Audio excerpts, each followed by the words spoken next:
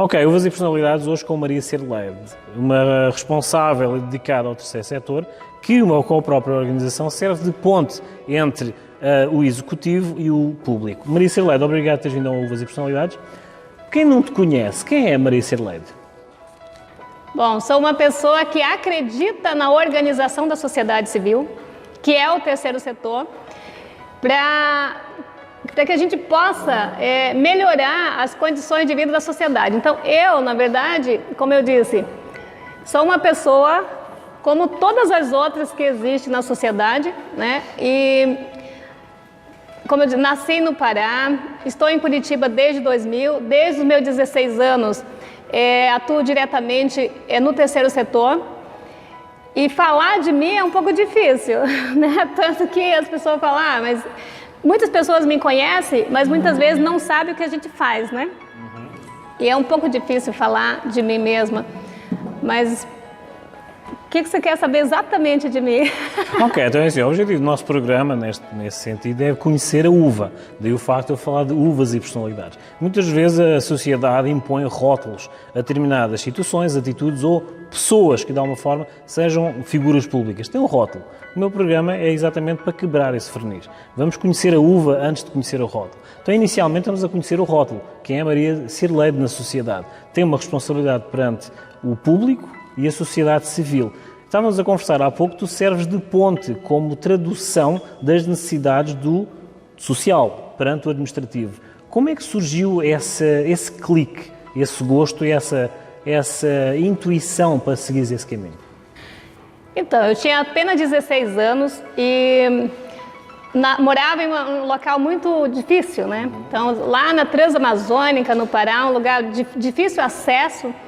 E naquela época, eu tinha 16 anos, existiu a necessidade de regularizar imóveis de pessoas que trabalham na área rural. E precisava ter uma associação de agricultores para que se fosse regularizado os imóveis que eles residiam. Então, assim, eu tive que organizar uma associação de agricultores, porque não tinha outra pessoa que fizesse isso. Então, ali eu entendi a importância da organização da sociedade civil. E a partir daquele momento, eu não parei mais de acreditar que a sociedade tinha que estar organizada para conseguir aquilo que já é direito deles, né? E com 16 anos também, eu comecei a trabalhar de enfermeira. Trabalhei 8 anos no hospital. Na época nem podia, mas como as dificuldades eram grandes, né? E eu acabei trabalhando 8 anos. E dentro desse trabalho no poder público, eu vi a necessidade maior ainda da sociedade estar organizada para reivindicar os direitos deles, porque a sociedade não tem conhecimento do poder que eles têm, né, para cobrar do poder público. E muitas vezes passam necessidade por essa ausência de informação. Então, assim, eu me apaixonei por isso e é algo que, entre escolher estar no poder público ou numa empresa privada, por mais que a gente trabalhe tudo isso, a organização da sociedade civil é o que me move assim, a acreditar em um mundo melhor. Eu sabes que tu tens um desafio pela frente, já tens há uns anos esse caminho no administrativo, mas é assim, eu estou cá há pouco tempo e sei que o Brasil é um gigante. A tua intenção de acertares o passo, de organizares esse poder público, de ajudares esse civil a organizar-se e a estruturar. Tu encaras isso como uma responsabilidade ou um legado? A responsabilidade nós temos, né, das nossas escolhas. Eu acho que todo pai, toda mãe, toda avó quer um melhor para o filho, para os netos, um futuro, né? Eu digo assim, que eu já vivi tudo que eu tinha que viver. Eu sempre falo isso, já vivi, já nasci, vivi e sei o que é também a perda, né, para a morte. Então o legado que a experiência que a gente traz de tudo isso, na verdade, é pensando em um legado a ser deixado para que as futuras gerações sigam esse exemplo. Então, porque a gente não leva nada desse plano. Nós temos aqui hoje, amanhã podemos não estar mais, mas nós podemos deixar exemplos a ser seguidos. tá? Mas assim, é uma responsabilidade e acredito que toda a sociedade, todas as pessoas têm que ter essa responsabilidade. Primeiro consigo mesmo, né? E depois no bem-estar do local que a gente vive. Com esse objetivo, tu criaste uma instituição. Fala-me desse projeto. Bom, em 2014, quando a gente fala em organização da sociedade civil, uma coisa é eu ser presidente de uma instituição, né? Em 2003, fui presidente da Associação de Moradores do Butiatuvinha, que é ali próximo de Santa Felicidade, em Curitiba. Mas eu achava pouco eu ser presidente de uma instituição. Eu queria ajudar as outras pessoas, né, a ter conhecimento e a entender o poder que elas têm. Às vezes muita gente está em uma instituição, mas ela não sabe a importância daquela instituição para representar a sociedade e para desenvolver um projeto social, né? Então, daí eu comecei a ajudar outras lideranças, né, a entender o poder que elas têm. Daí eu assumi uma federação que se chama Femotiba, em 2014. Mas em 2011, que eu conheci a Ilha do Mel, que inclusive é a porta de entrada para o turismo no litoral do Paraná, né? Nosso segundo maior ponto turístico do estado do Paraná. E quando eu cheguei na Ilha do Mel, eu fui assim, desisti, não quero mais saber de nada, né? Vou morar na Ilha do Mel, vou cuidar das coisas, enfim, da minha vida particular, né? Então, quando eu cheguei na Ilha do Mel, eu vi a necessidade, os moradores, principalmente nativos, não podia trocar uma telha, não podia trocar uma janela, não podia trocar um piso que quebrasse, porque eram multados pelo IAP, entendeu? E assim, eu não acreditei no que eu estava vendo, sabe? E aí eu falei, mas como que eu vou ajudar essas pessoas? Então, eu já voltei novamente a atuar nesse terceiro setor, né? E aí eu fundei a FETESPAR, que é a Federação do Terceiro Setor do Estado do Paraná, porque eu acreditei que era uma forma mais forte da gente estar reivindicando os direitos das pessoas. E a gente conseguiu, né, com essa instituição, e unir outras entidades para fazer uma transformação. Por exemplo, hoje uma lei da Ilha do Mel, de zoneamento da Ilha do Mel, que foi feita lá em 2009, foram 10 anos para ser alterada. Eu falei quando eu estava vindo com os meninos, hoje eu me sinto assim, uma missão cumprida, da gente alterar e ver os moradores com os mesmos direitos que todos têm, né? E hoje, em vez daquele IAP que tinha, que humilhava, que prejudicava os moradores, hoje as pessoas que moram lá, elas têm autonomia e sabem do poder delas. Então, assim, essas coisas assim, que movem a gente a fazer uma organização. Não é uma organização para a gente tirar proveito, mas uma organização para ajudar outras pessoas a entender o poder que elas têm perante aqueles que acham que são nossos superiores, que na verdade são nossos funcionários, né? Isto é a imagem que eu vi do Brasil quando vim em 2011. Um monstro com um poder enorme, com uma formação e ainda a crescer e com alguém com estrutura e iniciativa própria do brasileiro. O brasileiro reinventa-se. O brasileiro enfrenta os desafios com um sorriso no rosto. É isso que eu vi no Brasil. Está aqui um exemplo. Agora vamos para o lado intimista, Cirlei. Tá? Nós, de alguma forma, somos sempre o exemplo para alguém. Correto? De alguma forma, tu já te viste quando estás a fazer algum esclarecimento, alguma ajuda a alguma família, ou num congresso ou numa reunião, tu já te viste de alguma forma no público, correto? Já alguém se dirigiu a ti, no particular, a agradecer essa informação? Muitas pessoas. Como é que tu te sentes? Eu fico feliz saber que o que a gente está fazendo, né, é algo que ajudou outra pessoa. Mas assim, mais que ajudar, essa pessoa passar, inclusive, a fazer aquilo que a gente faz, né? A gente ser exemplo para aquela pessoa, dizer, não, eu quero também fazer isso, né? Eu quero me dedicar a fazer isso. Então, isso é o mais importante. Porque o que eu digo, assistencialismo, eu acredito ser necessário e uma obrigação do poder público. A gente faz enquanto instituição, mas o melhor mesmo é a gente levar conhecimento para as pessoas, que isso ninguém vai roubar delas, o conhecimento. Tu, aparentemente, aspecto frágil, mas é uma fera, tá? Como é que tem sido perante a sociedade, a Cirlei, a enfrentar esse desafio? a priori é um mundo masculino, tá? Mas o feminino, na tua imagem, como é que sentes vendo-te a ti à frente dessa ordem de ideias de, eu não quero dizer revolução, tá? Eu quero dizer orientação social. Como é que o feminino se vê em ti? Bom, a pergunta é difícil de responder, não é difícil. Eu, na verdade, talvez, assim, as pessoas que acreditam que nós temos que ser subordinadas a elas, vamos falar poder público, por exemplo, né? Eles acham que a sociedade é subordinada a eles, quando na verdade o meu entendimento sempre é que eles são subordinados a nós, né? Eles têm que prestar conta para nós. Então, assim, louca, barraqueira, todas essas coisas, entendeu? Já falam de mim, né? As pessoas que não gostam, né? Que a gente cobre aquilo que é direito da sociedade, né? Mas só que assim, hoje, graças a Deus, né? Eles têm respeito, têm medo também, porque a gente assim, se tiver que enfrentar o Ministério Público, a gente enfrenta, porque eles existem, porque a sociedade existe, né? E eles existem para atender a sociedade, para assessorar e para ajudar a sociedade. E assim é todos os outros segmentos. Então, quando a gente fala em terceiro setor, é muito importante, porque deveria ser o primeiro, né? Já me falam direto, deveria ser o primeiro. Porque só existe o segundo setor, que são as empresas, e o primeiro setor, que é poder público, porque existe o terceiro setor. Inclusive, o segundo e o primeiro compõem o terceiro. Então, nós que somos o terceiro, né, que deveria ser o primeiro, eles são subordinados a nós. Eles só existem porque nós existimos.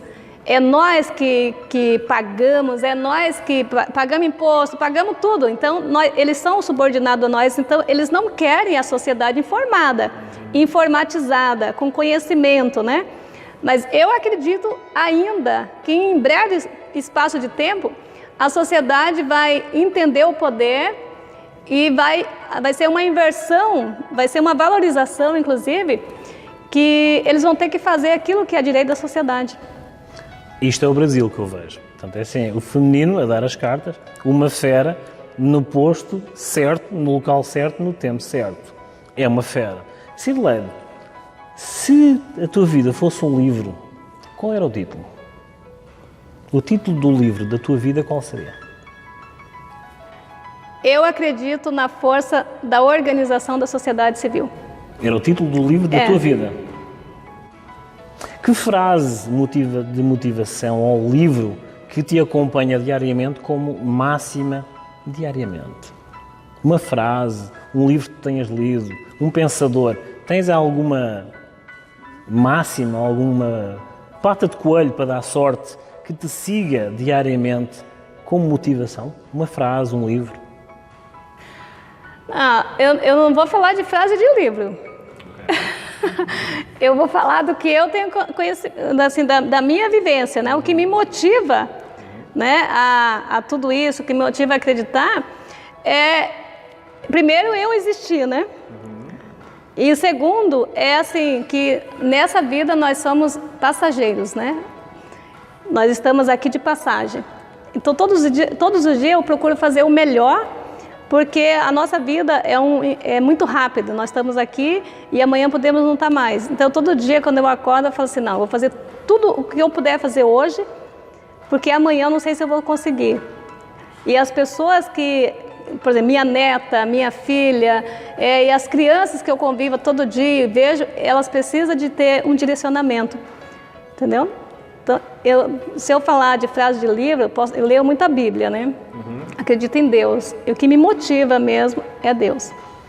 E agora, para finalizar, vamos, como viram, é assim, geralmente nós falamos do rótulo e já estamos na uva. Agora vamos finalizar a garrafa. Um comum mortal que conhece a Cirlete pela primeira vez, o que é que ele vai ler nos teus olhos? O que vai ler nos meus olhos? Eu acho que sinceridade, verdade, isso. A força de viver? Força de viver também. Porque... O sorriso do Brasil? Eu sorrio bastante. Não, mas do Brasil. És o sorriso do Brasil? Pode ser. Maria Cirleide. Então é assim, obrigado por teres vindo ao meu programa, tá? As tuas redes sociais, os teus projetos e todos os teus links de contacto vão passar aqui no rodapé. Obrigado por teres vindo mostrar uma das faces do Brasil, mas basicamente é este o Brasil que eu conheço e é este o Brasil que eu também quero, de alguma forma, que seja visto lá fora, através das nossas redes sociais, através da comunidade brasileira que se encontra nos diversos países e vejam o que é o Brasil. Então, eu que agradeço a oportunidade e aí faltou, né, ele falar mais, né? Das uvas, personalidade, todo o trabalho, entendeu? Mas, enfim, para finalizar, dia 27 de maio a gente fez o evento, que era o dia de homenagear inúmeras lideranças, pessoas que a gente sabe que tem um grande trabalho em prol da sociedade, em prol do nosso estado, do nosso país. E você foi um dos homenageados. E a gente vai entregar o certificado de honra ao mérito. Tá? Não sei se quer que leia. Por favor, a face do Brasil vai ler. Então, honra ao mérito, em alusão ao Dia Nacional do Líder Comunitário, instituído pela Lei Federal 11.287/2006, a FETESPAI e FEMOTIBA concede o título de honra ao mérito ao senhor João Carlos Marinha Farrapa, em reconhecimento aos relevantes serviços prestados à população da cidade que atua e do estado do Paraná. Curitiba, 27 de maio de 2022, que foi um evento maravilhoso que você perdeu. Assim, devido a questões, obrigado, tá? Devido a questões pessoais e de serviço, não pude estar presente, mas lá está, estamos aqui. Eu quero agradecer a uma das faces do Brasil, que é assim, é este o Brasil que eu conheci, foi este o Brasil que me recebeu e é este o Brasil que eu quero ver também na cara da Maria Cirleide. Obrigado, está aqui este reconhecimento, agradeço uma vez mais pelo reconhecimento e assim, vejam, sigam, acompanhem e façam valor jus ao Brasil que vocês têm. Então vamos fazer um pequeno intervalo e voltamos já já.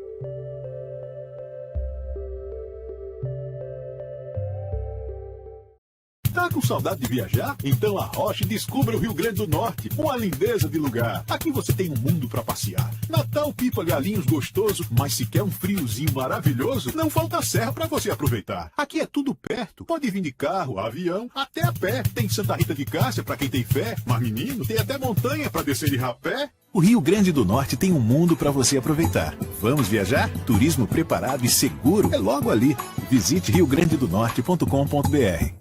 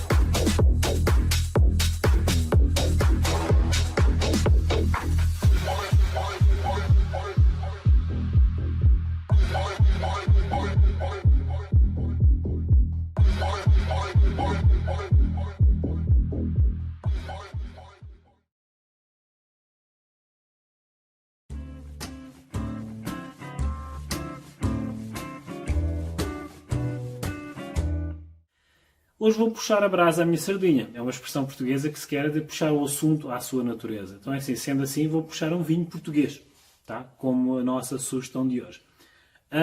Chama-se a profecia. Está a questão da profecia com PH no meio. Tem tudo a ver com o português arcaico e o simbolismo que esta adega cooperativa de Arcos de Valdevez, no norte de Portugal, quis dar um simbolismo a este rótulo e a esta história desta garrafa.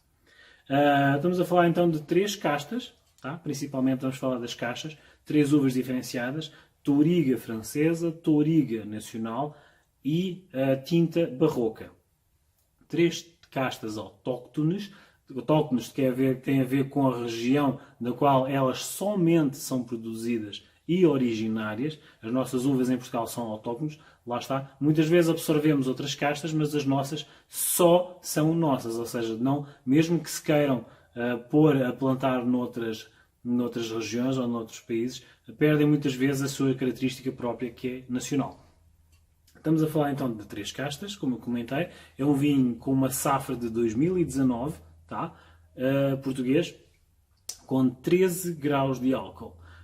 Nas últimas propostas, as últimas sugestões, eu propus a diferenciação que muitos dos produtores estão a valorizar e implementar nos rótulos perante outras situações, para que de alguma forma seja um pouco mais diversificado a questão da uva em si. Aqui, estas castas da Touriga francesa, Touriga portuguesa e tinta barroca, vai fazer exatamente esta estrutura. É um vinho jovem, um vinho descomplicado, fácil de beber e é um vinho acessível, sempre pondo a questão de vinhos de bolso, como eu costumo dizer. Profecia.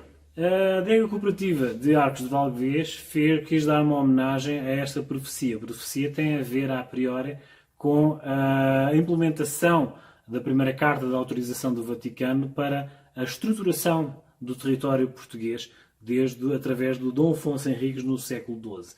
A Papa Alexandre III, através dos serviços prestados na Terra Santa, propôs e cedeu a Dom Afonso Henriques, o nosso primeiro rei em Portugal, para que fosse instaurado, delineado o território português no século XII, através de Dom Afonso Henriques, pela primeira vez. Posteriormente a isso, como agradecimento, se propôs a uma profecia, o Papa Alexandre III, para que o povo português fosse aquele que expandisse a imagem e a palavra de Cristo por países ainda não descobertos e não explorados. De alguma forma, o Papa Alexandre III propôs essa profecia para que posteriormente fosse dado a questão da época dos descobrimentos, o qual todos nós conhecemos, e que, de alguma forma, eu costumo dizer, o português fez muitos estragos pelo mundo inteiro, explorando e descobrindo territórios ainda desconhecidos nas cartas existentes.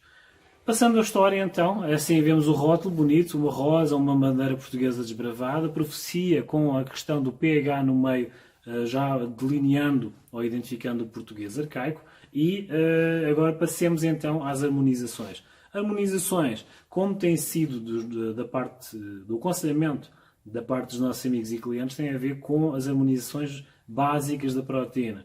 Vai para carnes vermelhas, o bacalhau com molhos mais estruturados, queijos meia cura, e também agora com a sugestão que os nossos amigos e clientes dizem para nós termos perante um exemplar do nosso menu aqui da Noa Caron Adega Bistrô. Costela de porco à texana com melaço ou molho de mel. Tem sido a última sugestão e a última proposta que nós temos feito com os nossos clientes e amigos aqui no nosso espaço, respeitando todas as questões de higiene e distanciamento. Tem sido uma boa pedida e um bom casamento perante esse menu ao qual nós nos propusemos a fazer. Foi a nossa sugestão então. Obrigado. Até um próximo episódio.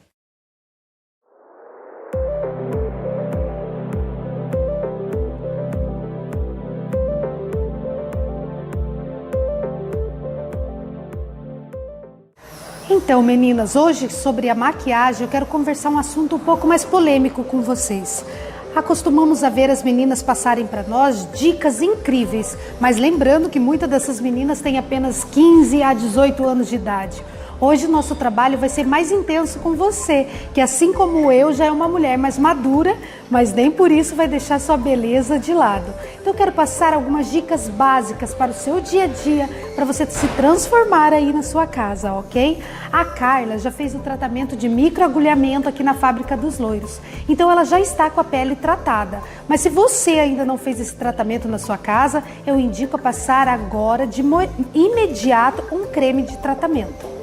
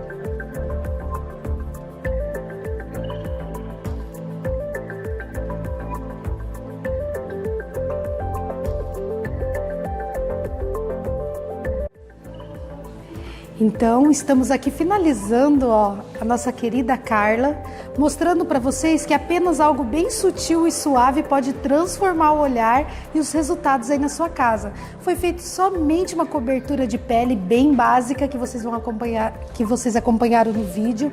Trabalhei a sobrancelha dela com uma sombrinha, olha que linda que ficou. Vocês meninas que são loiras, aproveitem essa dica, sombra marrom suave na sua sobrancelha, ela dá um contorno e não fica aquele cheguei. Um batonzinho clássico e para luminosidade da pele, um pouquinho de blush no seu contorno. Pega a dica da Fran.